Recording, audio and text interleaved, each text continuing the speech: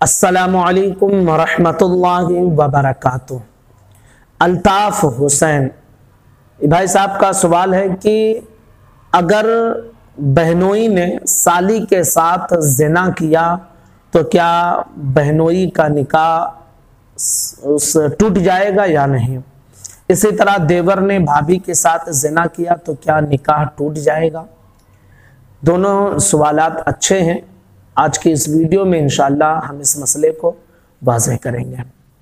कुछ चीज़ें मैं आपसे पहले अर्ज कर दूं, फिर मसले को वाज़ेह करता हूं। याद रखिए कि ज़िना की नौबत जो आती है ना, ये हमारी इसमें बहुत बड़ी कमी होती है कि हम पर्दे का एहतमाम अपने घर की बच्चियों से नहीं करवाते हैं।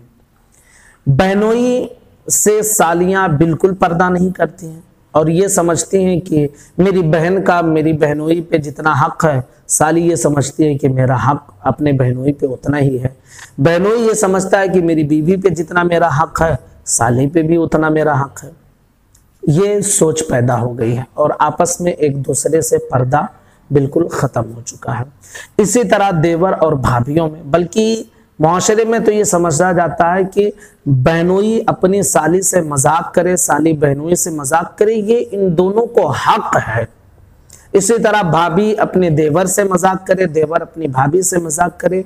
मुआशरे में ये समझा जाता है कि ये उनका हक है, जबकि शरीयत ये हुक्म देती है कि इनका आपस में अजनबियत वाला रिश्ता है, लिहाजा इन दोनों को आपस में निकाह जो इन दोनों को आपस में पर्दा करना ये जरूरी है। ये पहली चीज। अब दूसरी चीज, ज़िना के मुतालिक मैं एक रिवायत सुना दूं, फिर मसले को बताऊं। मेराज की रात में नबी करीम सल्लल्लाहु तआला अलैहि वसल्लम को जब जहन्नम का मुशाहिदा करवाया गया, हुजूर ने देखा तो वहां पर देखा कि कुछ लोग वो हैं कि जिनके पास खुशबूदार अच्छा उम्दा किस्म का गोश्त है, लेकिन वो उसे नहीं खा रहे हैं और उसको छोड़कर बदबूदार चीज, गंदी चीज और जिसमें बदबू फैली हुई है, उस गोश्त को खा रहे हैं। नबी पाक सल्लल्लाहु तआला अलैहि वसल्लम ने दरियाफ्त फरमाया कि ये कौन लोग हैं, तो इरशाद फरमाया कि ये आपकी उम्मत के वो लोग हैं जो ज़िना के गुनाह में मुब्तला हैं। अब आप जरा सोचें कि अगर इंसान के पास उसकी बीवी है और वो हलाल है, उसके लिए निकाह किया है, अब वही चीज सेम हासिल करने के लिए वो ज़िना कर रहा है, तो क्या ये ऐसे नहीं हुआ कि एक अच्छा गोश्त छोड़ के बदबूदार गोश्त के पास गया, हलाल चीज को छोड़कर हराम के पास चला गया। इस रिवायत को आप अपने जहन में रखिए। अब आइए मसले की तरफ चलते हैं। अगर साली के साथ बहनोई ने ज़िना किया है तो निकाह बहनोई का साली के बहन के साथ जो हुआ था नहीं टूटेगा।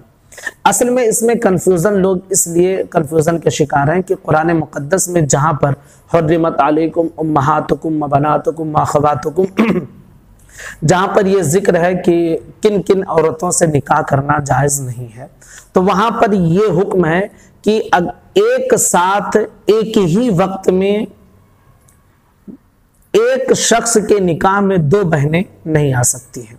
यानी एक शख्स है जिसने निकाह किया, अब वो बहन जो वो औरत उसके निकाह में है और दोनों में से किसी का इंतकाल नहीं हुआ, तो अब इस औरत की बहन अपनी जिंदगी में अगर अपने शौहर से निकाह करवाना चाहे तो नहीं कर सकती है, क्योंकि शरीयत ये इजाजत नहीं देती है कि एक ही वक्त में दो बहनें किसी शख्स के निकाह में रहें। ठीक है, तो ये शरीयत का हुक्म है। अब इसको लोग ले जाकर वहां पर फिट करते हैं।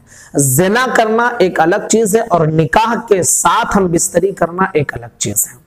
ठीक है, तो अगर किसी ने ज़िना किया साली के साथ तो हरगिज हरगिज बहनोई का साली के बहन के साथ जो रिश्ता है निकाह का, वो नहीं टूटेगा। अलबत्ता बहनोई और साली ने आपस में जो कुछ किया ये गुनाह कबीरा, सख्त सख्त हराम काम है। इसी तरह अगर देवर ने भाभी के साथ ज़िना किया तो उस औरत का जो भाई है या उस औरत का जो शौहर है, तो औरत और शौहर का निकाह इस देवर की ज़िना करने की वजह से नहीं टूटेगा। अलबत्ता वो देवर और वो भाभी दोनों ने जो गलत हरकत की है, इंतहाई गलीज हरकत की है, और ये सख्त सख्त हराम और नाजायज काम है, गुनाह कबीरा है। तो साली के साथ बहनोई ने जिना किया तब भी निकाह नहीं टूटेगा, देवर के साथ देवर ने भाभी के साथ जिना किया तब भी निकाह नहीं टूटेगा, लेकिन दोनों काम इंतहाई गलीज, सख्त हराम और गुनाह कबीरा का काम है। तो उम्मीद करता हूं कि ये मसला आपकी समझ में आ गया होगा। गुजारिश है ज्यादा से ज्यादा लोगों तक इस क्लिप को शेयर करें, मसले की मालूमात लोगों तक पहुंचाएं। अस्सलामु अलैकुम व रहमतुल्लाहि व बरकातुहू।